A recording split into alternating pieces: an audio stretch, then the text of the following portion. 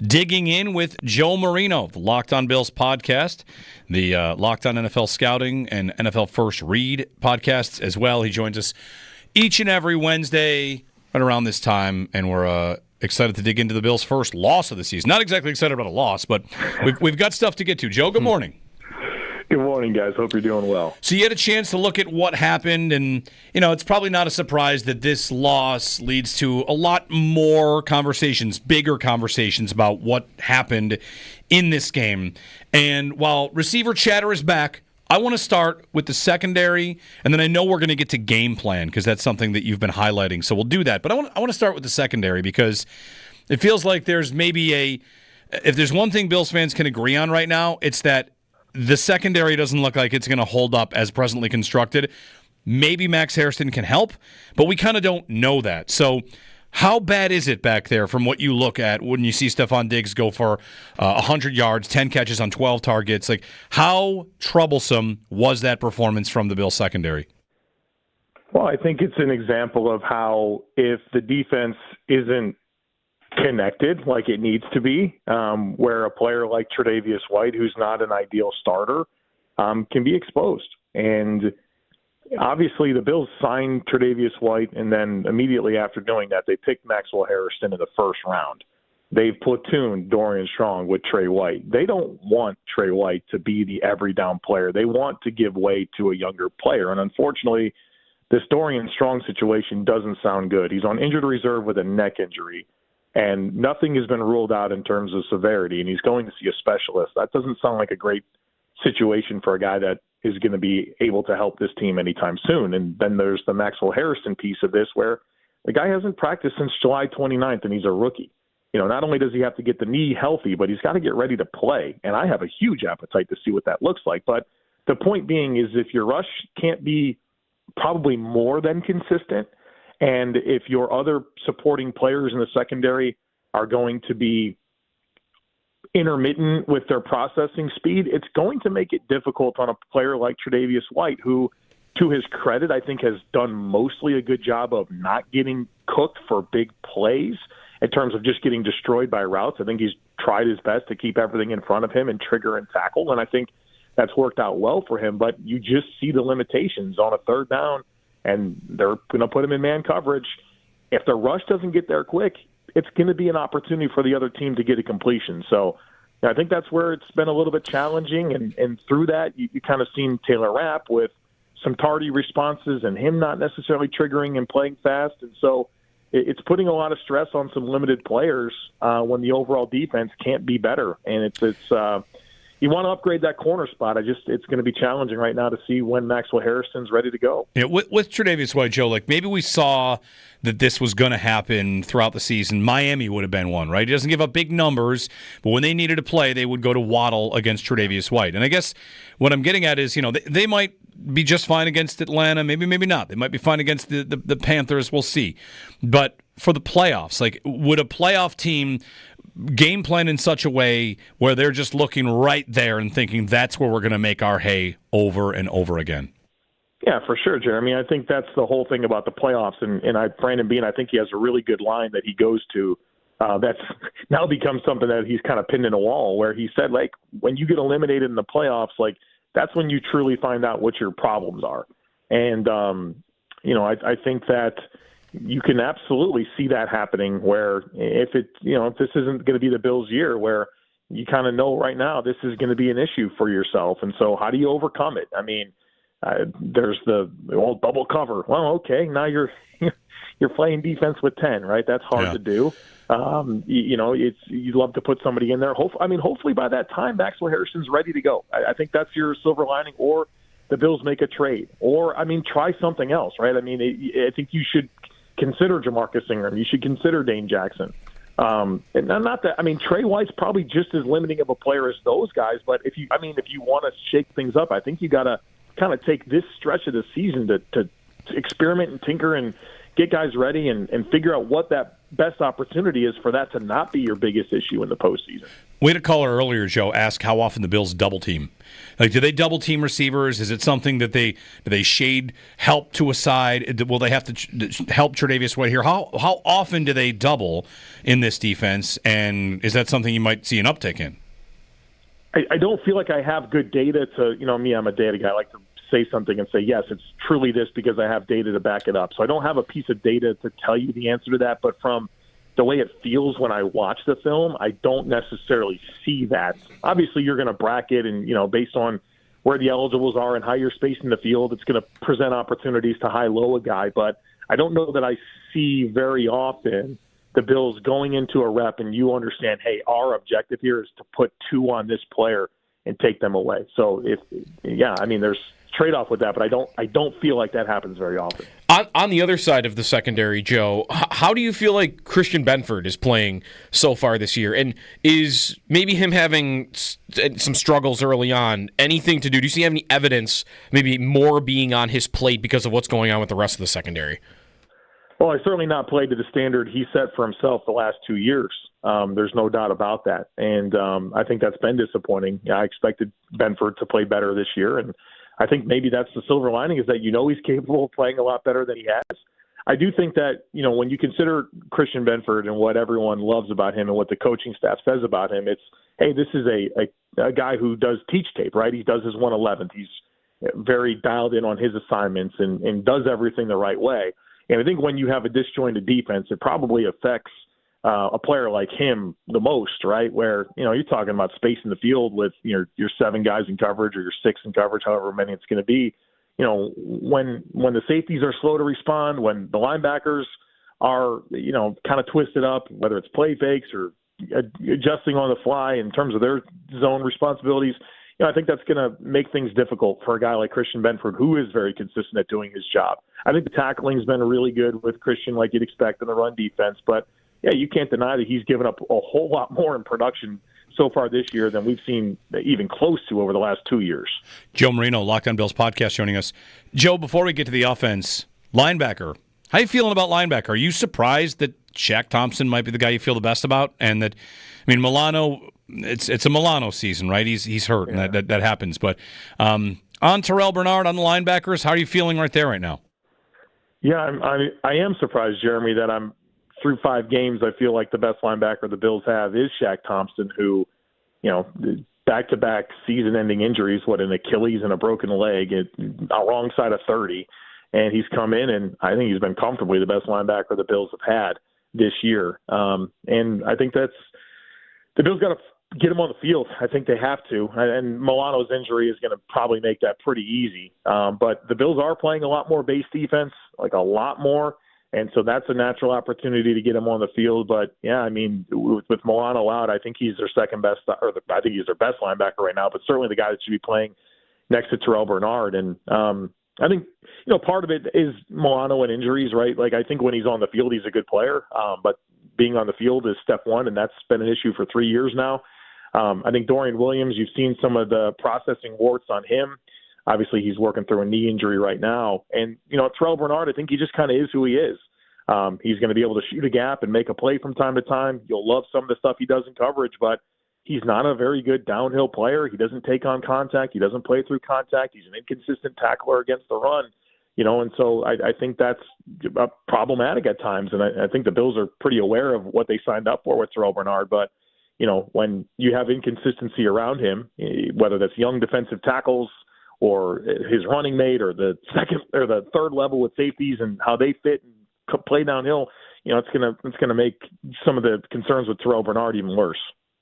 Joe Marino with us on the Wester Hotline. Joe, on the offensive side of the ball, how troubling was the receiver performance from you? How much was that about?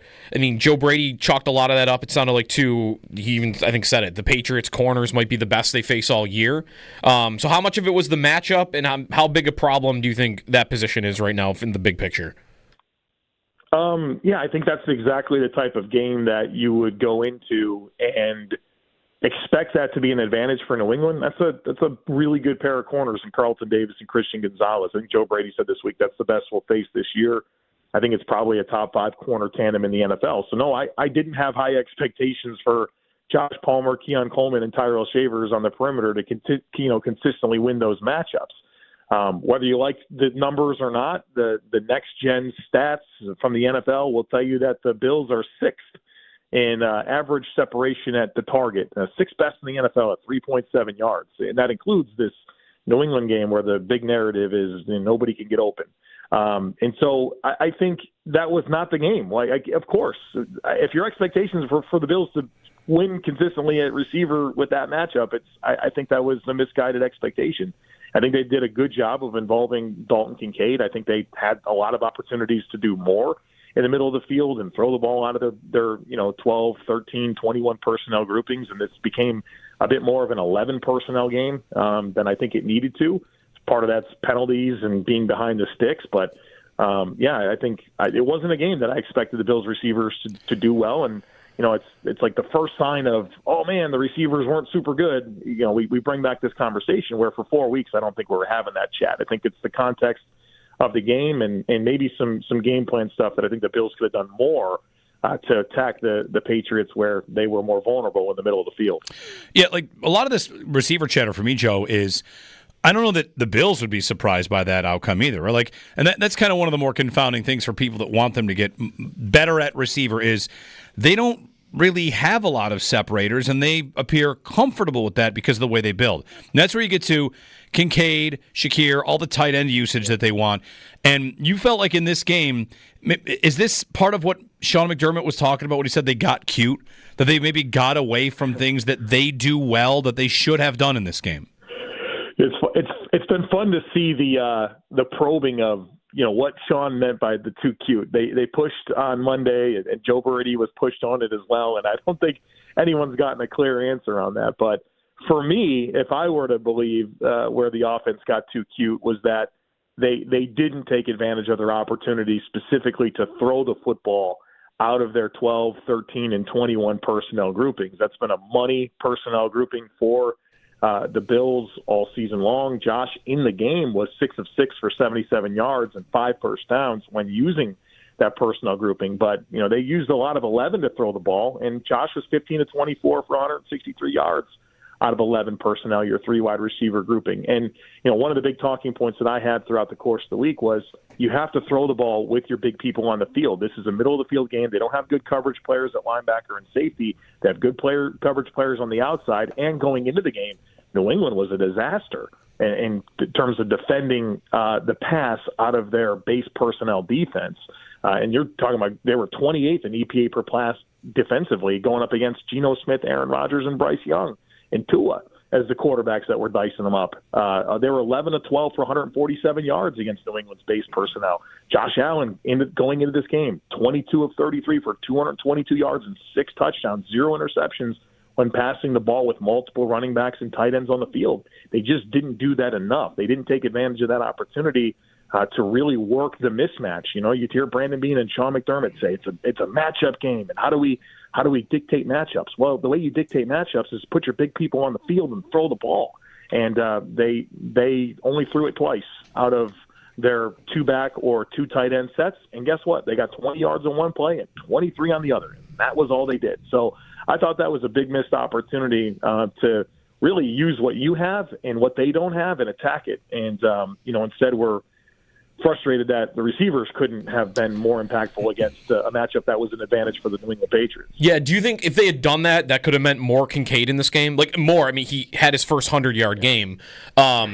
But we had this talk a little bit this week, Joe. And actually, I remember asking you about this in the offseason about, Kincaid, his snap count, whether Knox is good for him. And you made a good case that it is. In this game, though, how do you feel like that's going? Because he is performing really well, and you still look up at those snap counts like, really, he's only on the field for half the snaps.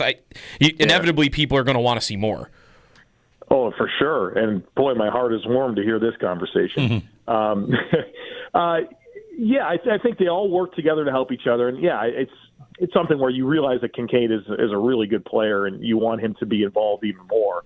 I think it's just somewhat of a product of this player that Kincaid is, right, where he's kind of a big slot, a guy that you want to play detached a little from the formation. He's not your traditional inline player. And so that's where Hawes and Knox really come in and help you to be able to unlock some of that.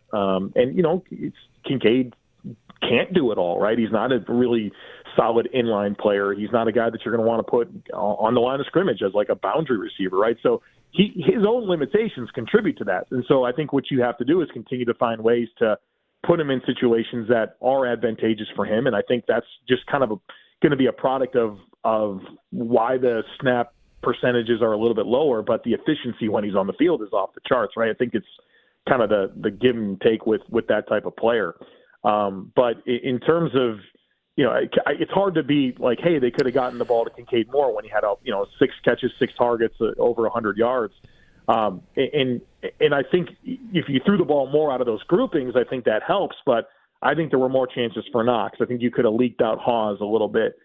Even the slot players, like you force those matchups. If you throw the ball out of 21 or 12 or 13, you're going to probably get a good matchup in the slot, whether that's Shakir or whatever one receiver you have on the field or Kincaid on that matchup, or see if Jelani Tavai, who's a really good downhill player, can cover Dawson Knox. I think that was where I thought there was some more opportunities. It's not like Kincaid didn't get enough. I thought he got plenty. Maybe you could get a little bit more there, but it was what you can get out of that personnel grouping for matchups that would give even the running backs, right, some opportunities.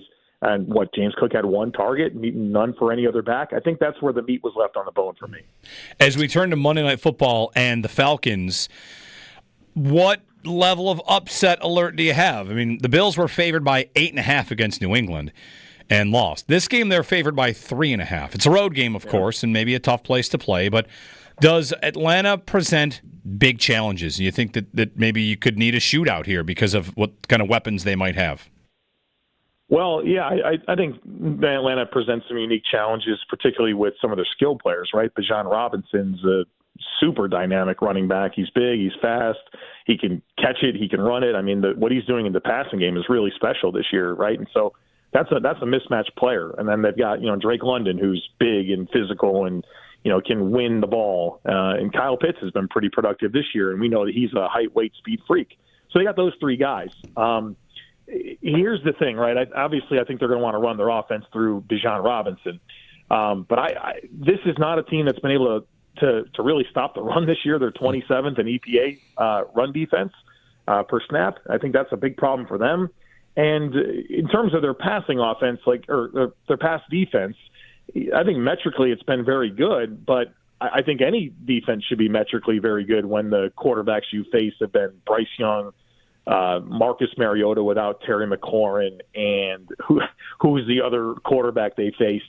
J.J. McCarthy after Baker Mayfield in Week 1. So, I think they haven't been tested in some ways, and Josh Allen in a controlled environment coming off of a loss, I think that's very advantageous. But here's the thing with the Falcons passing offense in particular.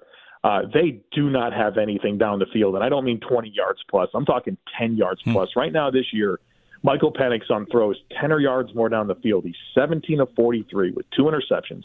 He's last in passer rating with a 45.8 passer rating, 29th in completion percentage, 29th in completion percentage over expectation, and a catchable ball rate of 51%, which is 31st. All right, see if you in a game where you are mostly concerned about Bijan Robinson, play aggressive. Play aggressive with your coverage and dare a guy that has not been successful throwing the ball down the field and see if he can do it. And then see if for 60 minutes he can outscore Josh Allen in a dome. There's challenges that Atlanta is going to present. There's no doubt about it. But they've got some warts as well with their run defense, with their down the field passing offense. And I'm excited to see what the Bills do coming off of a loss. They're 17-5 with an average margin of victory of 10 points since 2020 after a loss. So going into the bye, I think you're going to see a team ready to make sure that they're not going into the bye with a 2-game lose streak. Joe Marino, the Locked On Bills podcast, joining us as we chat every Wednesday. Joe, good stuff as always. Great stuff. Thanks for checking in. We'll check in next week. All right, guys. Thank you. All right. If you missed that, you can, of course, go back, find that on the YouTube stream, on our Odyssey app, and, don't miss Joe's segments, 8 o'clock on Wednesdays.